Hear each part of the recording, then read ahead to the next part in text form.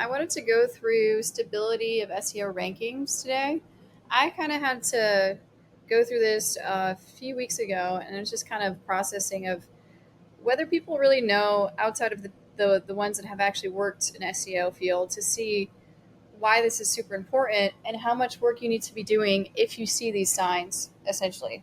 So, like, for example, I specialize in the service-based SEO side, and it's different from SaaS, affiliate, and e-commerce. But like for example, if it says like landscaper near me or landscaper city name, I would then see okay if it's becoming more stable. That's great. Like if it's already anchored, maybe top 100, that's a good starting point.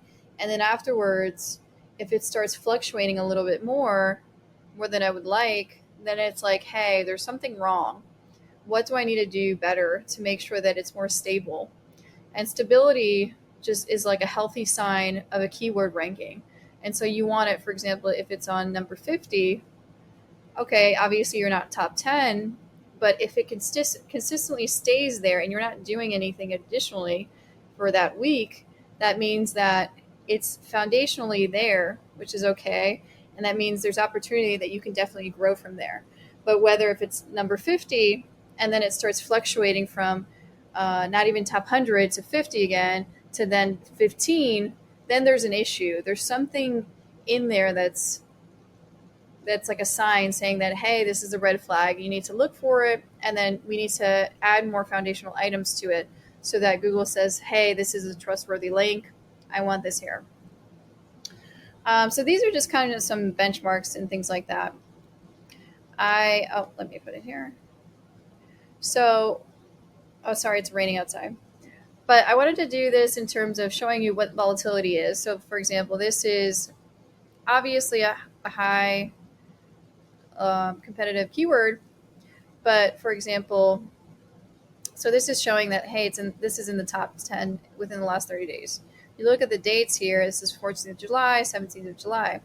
So it's from like 0 to maybe like the top 100 or top 50 goes into the top 10. Let's say it's number 5. Then the next few days, so let's say 15th to the 20th, 5 days, it stays in the top 10, which is great, right? Visibility, wonderful. But then it drops down again to the abyss here that I don't know where.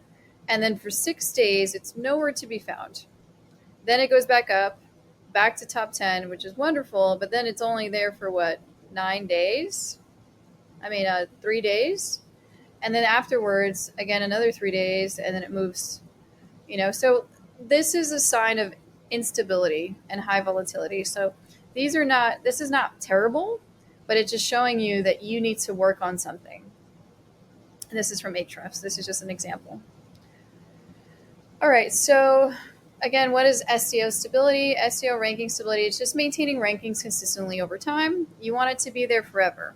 There's a lot of factors that go into what goes into the actual stability, but what does it mean for the businesses is basically SEO is kind of done via sweat equity. So it's more time and effort that you put into it, or the person that you hire that puts the effort into it.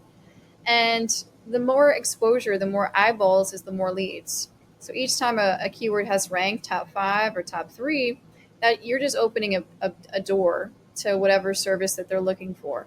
And so essentially you want to open up a bunch of doors because each time it goes into more leads and more possibilities for you. And then down the road, if it's more stable, it's less of a maintenance. But there's factors like if it is competitive, you're going to have to maintain it more, things like that. So obviously there's some things that you can't control, but what I do like about SEO is like whatever effort you put into it, you will see it in the next few weeks, the next few months. Understanding SEO rankings, and so how search engines determine rankings. The past few years, they came up with this acronym EEAT: experience, expertise, authoritativeness, and trustworthiness. And so this is just saying, hey, I'm the expert in this field. I would recommend you listen to me versus the other people in this room.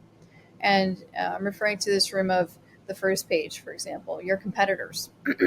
So what makes you more special and more trustworthy than everyone else? And so that's where the challenge lies. and how can we show that to Google so that it then ranks? The role of algorithms and updates. Google's always going to be in favor of the end user. That's why it is one of the biggest powerhouses it is now. When they first started, anyone that had a website, they had a lot of spam out there for search engines, and they're like, hey, we're going to focus on getting the best quality content for our end user. And so that's pretty much how they became as popular as they are, because it's easier for the user to find what they're looking for. Obviously, AI is in the mix, but they do use search. They do pull from the search engine itself and from other websites.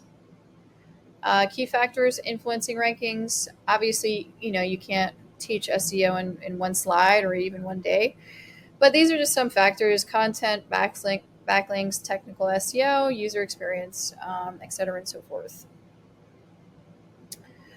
Causes of ranking fluctuations, algorithm updates, those things you can't necessarily take care of. But if you're doing shady things to rank, and okay, you lucked out, you're ranking, but once a core update comes out and then you're not found, it's kind of karmic in a sense. Like, you got to just be careful what you're doing.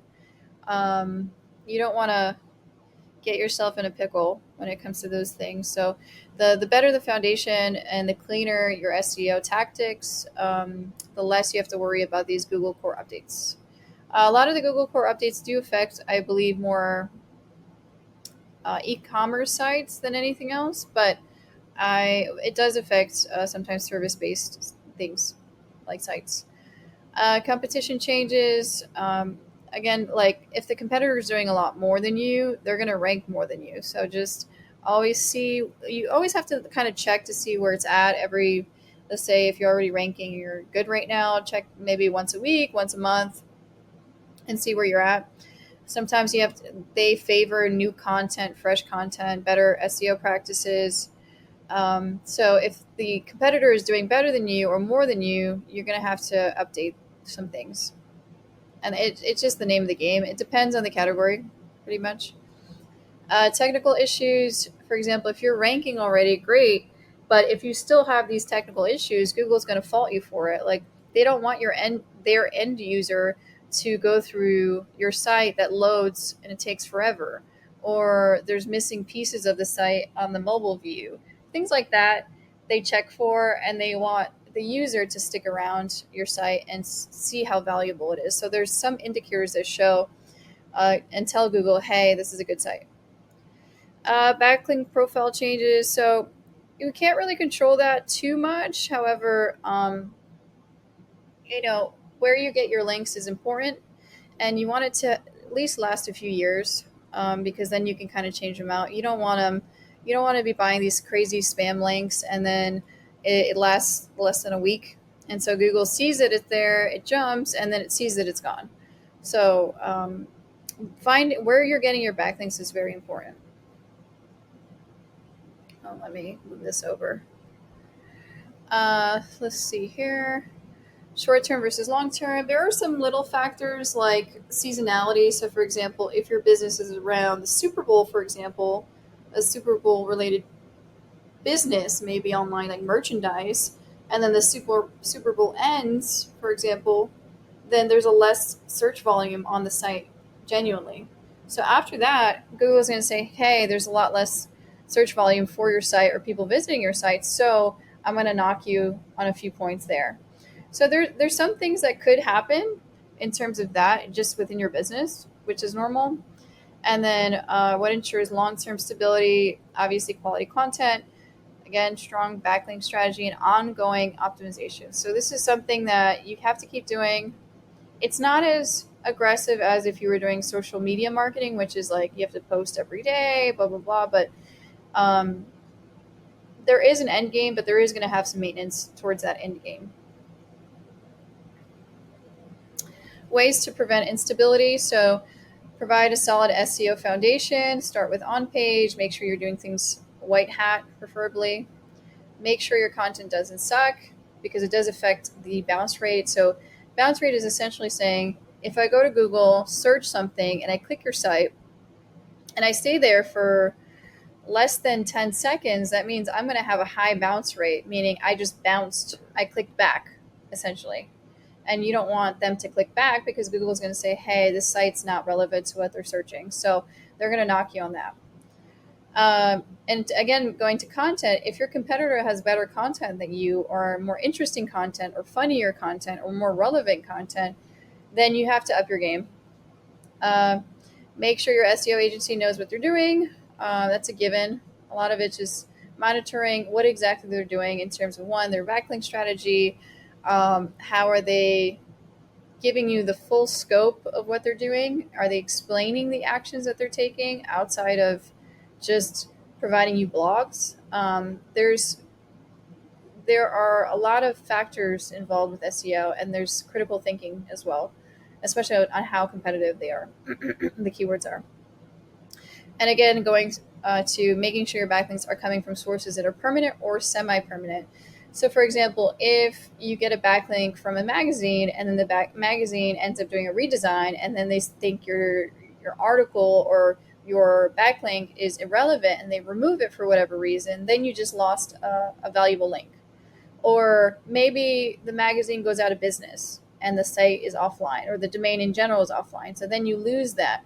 So you want to just try to get as many solid backlinks as you can. You can't control how long they last, but if you know that they're credible sources, it's going to help you a lot. Also, if they're relevant. So again, going back to if it's a landscaper and in a specific city, and maybe you got a backlink from a magazine in that city, then that's a very strong backlink because it goes back to that city that you're located in. Some tips and tricks that go in terms of stability and the importance. So when you go and monitor your rankings, either weekly, bi-weekly, or monthly, you could see, okay, what was last month and what was this month? What was the change? Notice the change. Is it going higher or is it going lower, or is it very dramatic? Once you notice those changes, then you can kind of gauge, what exactly is wrong. And a lot of it is just testing. Okay, I did this week. Did it work or didn't work? So you make sure to record what actions you're taking so that you can go back. Okay, I'm going back a few months. What happened here? What did I do that affected this?